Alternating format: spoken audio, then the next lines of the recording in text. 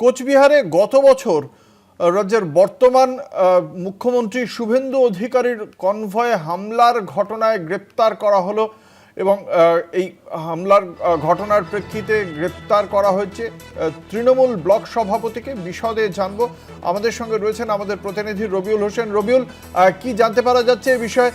বিশদে জানাও, ঠিক সুনির্দিষ্ট কি অভিযোগ ছিল, কতজনকে গ্রেপ্তার করা হলো?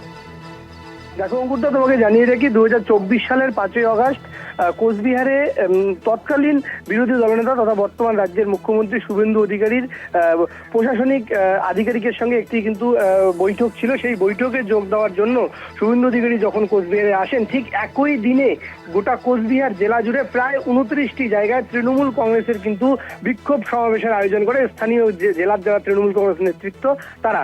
এবং ওই দিন কোচবিহার শহরে ঢোকার যে মূল প্রবেশদ্বার রয়েছে খাগড়াবাড়ি চৌপতি, সেই খাগড়াবাড়ি চৌপতিতেই কিন্তু কোচবিহার জেলা তৃণমূল কংগ্রেসের নেতৃত্ব এবং প্রাক্তন উত্তরবঙ্গ উন্নয়ন দপ্তরের যে মন্ত্রী উদয়ন গুহ, কোচবিহার জেলা তৃণমূল কংগ্রেসের সভাপতি অভিজিৎ দে ভৌমিক সকলের নেতৃত্বে প্রায় কয়েক হাজার তৃণমূল কংগ্রেস কর্মী সমর্থক জমা হয়।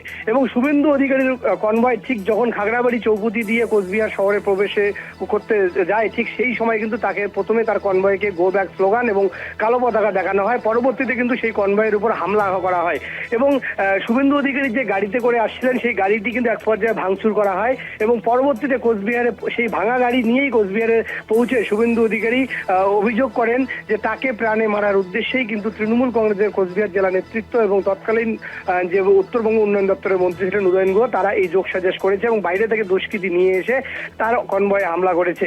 এবং এই ঘটনার পরিপ্রেক্ষিতে কোচবিহার জেলা তৃণমূল কংগ্রেসের সভাপতি অভিজিৎ দে ভৌমিক, প্রাক্তন উত্তরবঙ্গ উন্নয়ন দপ্তরের মন্ত্রী উদয়ন গুহ সহ প্রায় 41 জন তৃণমূল কংগ্রেস নেতৃত্বের নামে কিন্তু শুভেন্দু অধিকারী থানায় মামলা করেন।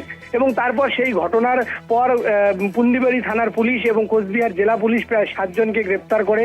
এবং যদিও বিজেপির অভিযোগ ছিল যাদেরকে গ্রেপ্তার করা হয়েছিল তারা শুধুমাত্র মাঠ পর্যায়ে কর্মী বা স্থানীয় নেতৃত্ব, কিন্তু এই ঘটনার যারা মাস্টার মাইন্ড ছিল অর্থাৎ জেলা তৃণমূল কংগ্রেসের নেতৃত্ব যারা ছিল তাদেরকে কিন্তু পুলিশ কোনোভাবেই গ্রেপ্তার করেনি এবং যাদেরকে গ্রেপ্তার করেছে তাদের বিরুদ্ধেও কিন্তু জামিনযোগ্য ধারা দিয়ে তাদেরকে পরবর্তীতে তারা জামিন পেয়ে গিয়েছে।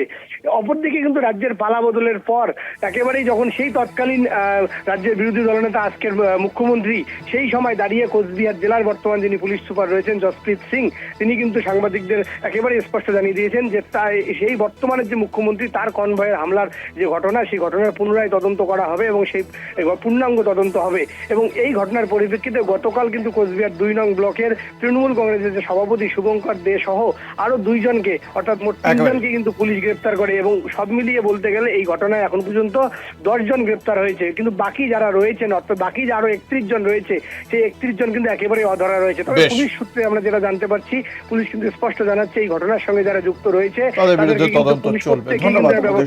আমাদের প্রতিনিধি রবিউল হোসেন।